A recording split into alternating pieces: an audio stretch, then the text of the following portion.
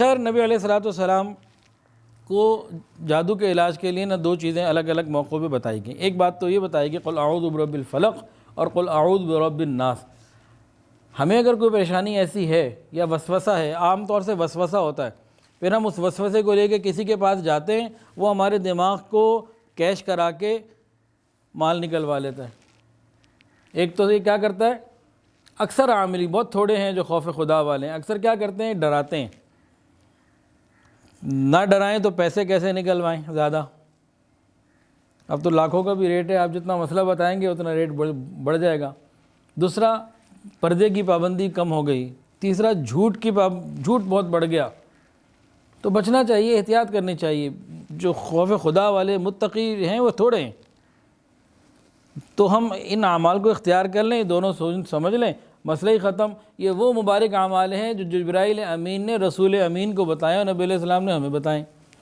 ہمیں ان کو چھوڑ کر کہیں اور جانے کی انشاءاللہ ضرورت ہی نہیں ہے. یقین کو پکا رکھنے کی ضرورت ہے. دیکھیں پھر کیسے اللہ مدد فرماتے ہیں.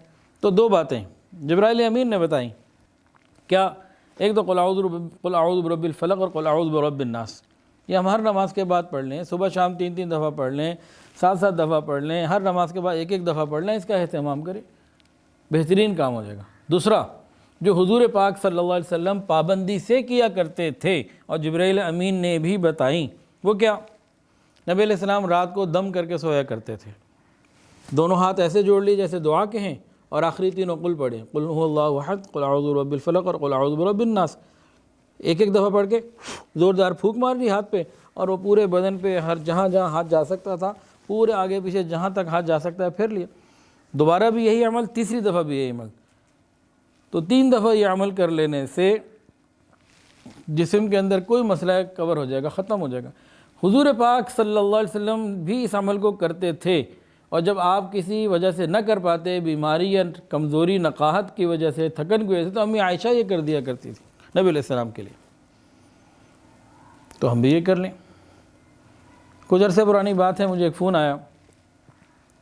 تو اسی طرح کسی عامل سے وہ نکل کے پھر دوسرا عامل، پھر تیسرا عامل، چلتا رہتا ان کا سلسلہ. مجھے بھی انہوں نے کہا جی کچھ بتا دیجئے.